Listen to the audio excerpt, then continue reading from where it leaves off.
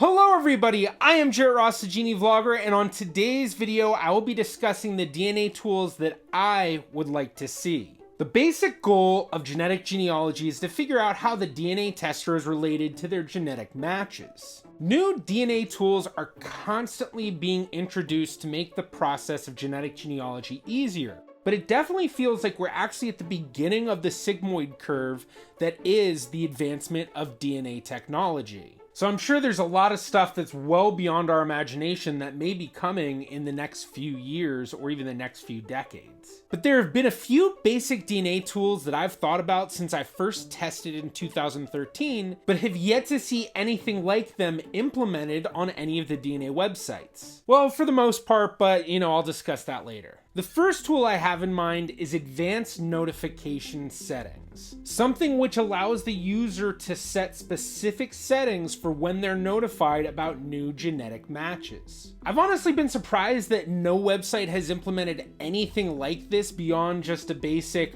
turning off or turning on genetic match notifications. Even just minimum shared total DNA settings would make a huge difference. So you could set it to notify you every time you had a match with more than 2% DNA, which is about 150 centimorgans, or maybe you only want matches closer than 4% DNA. But I think there are a lot of other good options that should also be provided. Average segment sizes are a common technique used in genetic genealogy and would be an amazing feature to have for notification settings, especially considering endogamous populations. For those unfamiliar with endogamy, this is when a population group only marries with mostly other people from that same population group, causing descendants of that population group to then share more DNA on average with each other. This makes genetic genealogy for descendants of endogamous populations very difficult compared to most genetic genealogy cases. And unfortunately, the default notification settings for new matches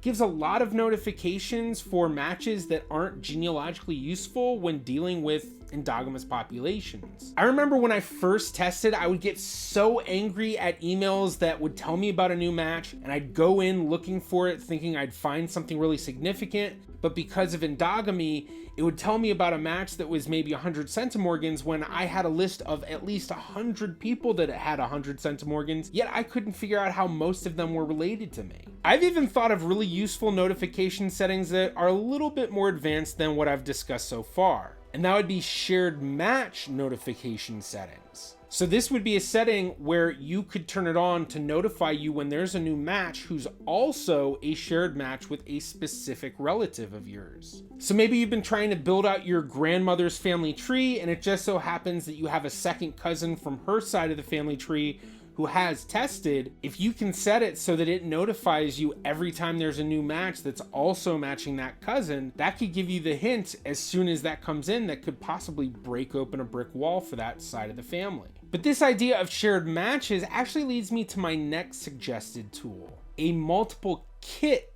matching tool. Technically, every DNA website has a basic form of this with the shared matches tool, so you just turn it on and it shows you the shared matches with a specific match.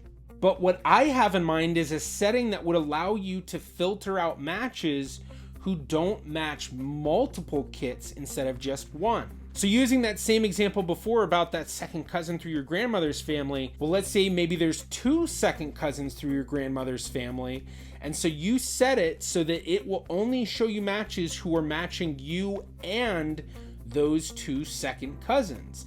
And then that will help really filter down to matches that are much more likely to be from that same side. But you could maybe even take it further. So let's say you do research and you end up finding a 3rd cousin in the database from that same branch of the family. So you add that 3rd cousin to the settings, and now it filters down the match list to only people that are matching you, both second cousins, and this 3rd cousin, and thus giving you an even more specific match list. I think a setting like this would be especially useful in finding some of those really small matches that might be under 1% shared DNA, which is about 70 centimorgans, and actually figuring out how some of those can expand your family tree. But these shared match filters aren't the only match list filters that I'm thinking that would be really useful. I think there are multiple advanced match list filters and search options that could really make genetic genealogy much easier.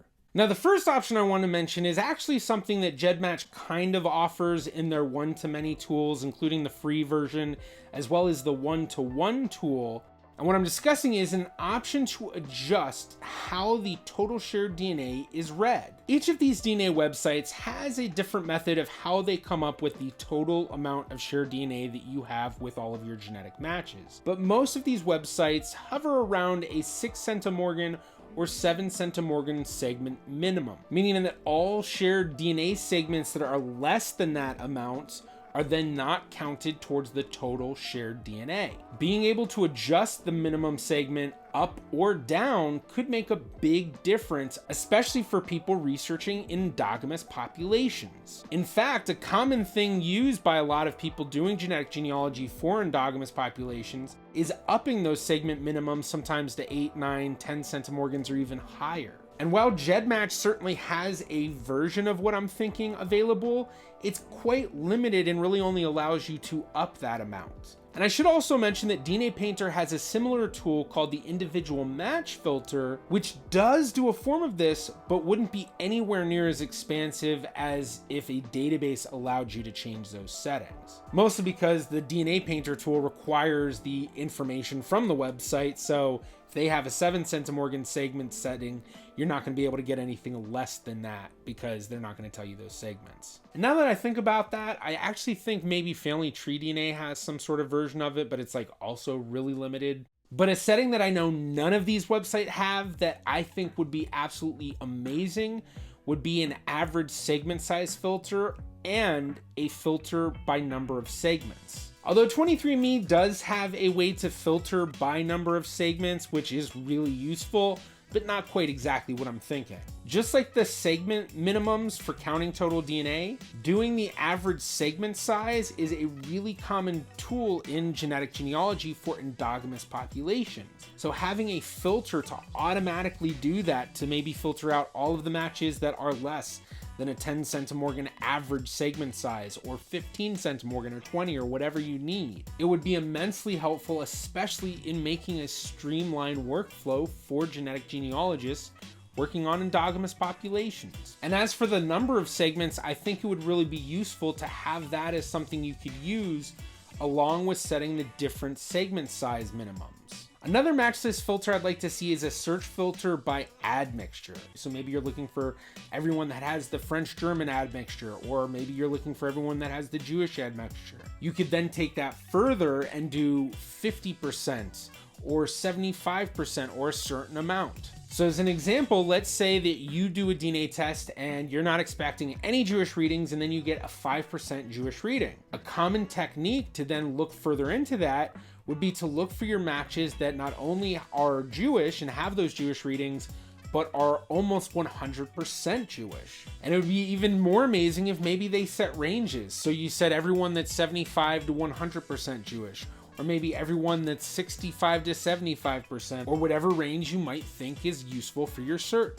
So being able to search your match list for specifically matches that are 75% Jewish or 100% Jewish could be extremely helpful. The last suggested tool that I have in mind is quite different than everything else that I've suggested so far, and that is a photo sharing tool. While Ancestry and MyHeritage do have the options to add photographs to your tree, and there are also other options to link to your trees in some of these different sites and ways to link to different websites, there is no direct way to put photographs into your DNA profile. But even more, a big part of this idea for me comes from the fact that a lot of people have tons of photographs of relatives who they can't identify. Ever since I started on my quest to find as many relatives as I could back in 2009, I have connected with thousands of relatives all over the world. and it has been absolutely amazing the amount of cousins I've been able to connect with who then are able to identify multiple family members, sometimes dozens, in photographs that I have and I had no clue. And that's made me wonder throughout the years, if I had a way to just link photographs of these unknown relatives to my DNA account and my genetic matches could see it, could any of them identify these relatives? So not only would I like to see the DNA websites include a photo sharing option that's connected to your actual DNA profile, but I would like to see some of them take it further and have a specific area to share photographs of unknown relatives. And not only would this tool be extremely helpful in possibly naming a lot of these relatives that you have no clue about, and then having new photographs for these new cousins of yours, but then that also is a new way to get a hint of how you're related to some of these genetic matches. Because if you have photographs that are coming from your great grandmother and then they're identifying people from that photo, well, that's probably how they're related to you, is through your great grandmother. And honestly, when I reach out to a lot of matches, if I have a hypothesis on how they might be related and I have photographs of unknown relatives from that side, I'll often share the photographs from that side with the unknown relatives to see if these genetic matches maybe can name some of them. This photograph of my great-grandfather Harry Ross and my great-grandmother Pearl Waxman, along with my great-grandfather's brother Isidore and his wife, sitting at a table with a lot of people who look very familiar, yet I don't know anyone at the table other than Harry, Pearl, Isidore, and his wife. But I've felt for years that this photograph might be the key to breaking through the brick wall on this side of my family. And if these DNA websites offered a tool like what I'm suggesting, maybe it would have already been figured out. Now, whether or not we'll ever actually see any of these tools that I've suggested, I'm not sure, but hopefully we will. And if you'd like to see what can be discovered through doing a DNA test, check out this video where I use DNA to uncover a hidden ancestry for a fellow YouTuber. Thank you to my YouTube members and Patreon patrons.